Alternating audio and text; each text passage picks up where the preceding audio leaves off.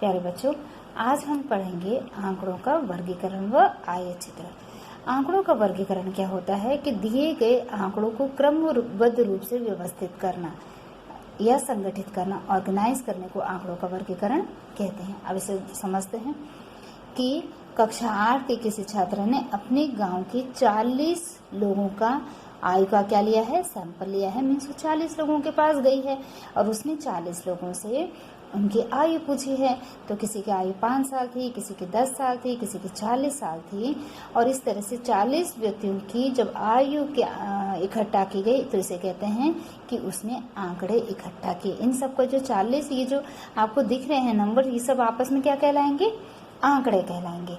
और इनमें से हर एक आंकड़ा क्या कहलाएगा, प्रेक्षण। क्या कहेंगे इसमें, हर एक आंकड़े को इसे कहेंगे प्रेक्षण। ठीक है, और ये सब क्या है, संबंधित रूप से आंकड़े हैं।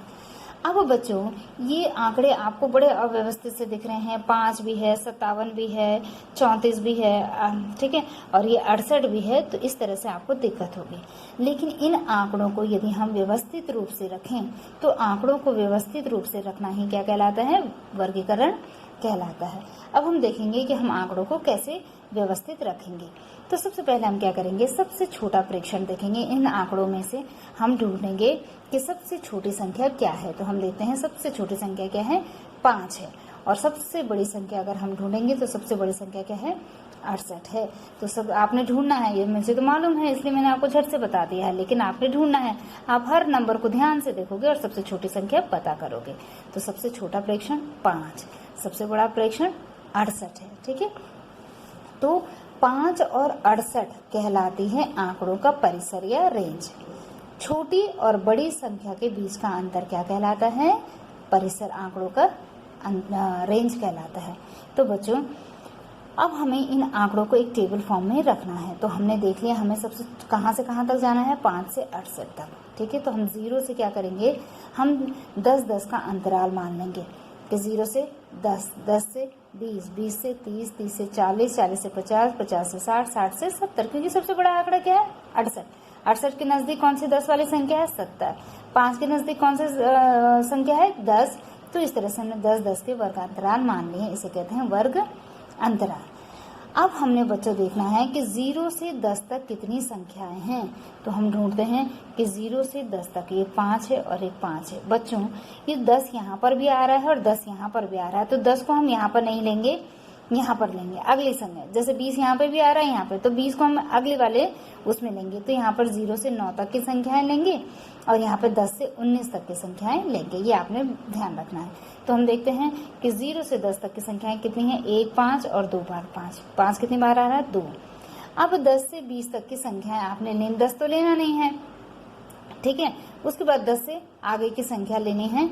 ठीक है, तो इस तरह से आप ढूंढते जाएंगे तो आपको क्या मिलती जाएंगी, इस तरह से 10 से 20 की संख्याएं आपको कितनी मिलेंगी, 10 संख्याएं आपको मिल जाएंगी। इसी तरह से 20 से 30, 20 से 30 का मतलब क्या है, 20, 21, 22, 23, 24, 25, 26, 27, 28, 29।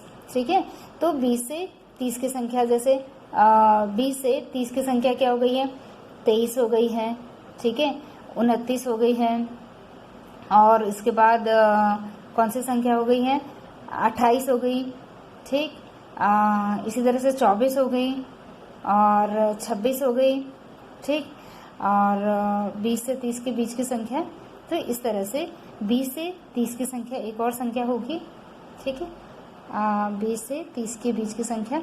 तो इस तरह से आप देखेंगे कि कुल कितनी संख्याएं आती हैं, 6 संख्याएं आती हैं। तो जब 4 संख्याएं हो जाती, 5वीं संख्या को आपने बार से दिखाया है, तो कुल मिला के 1, 2, 3, 4 और ये 5वां बार खींच लेंगे। तो इस तरह से आप संख्याओं को ढूंढना आपने शुरू करेंगे तो आपको ये संख्याएं मिलती हैं। 2 है तो 2 लिख लिया, ये 4 और एक 5 और 5, 10 संख्याएं हो गई हैं। 4, 5 और एक 6 संख्याएं हो गई। तो इस तरह से आप इन सबको जोड़ेंगे तो इनका योग कितना आएगा, आपका इनका योग आएगा 40। इन सबको जोड़िए तो 40 आएगा।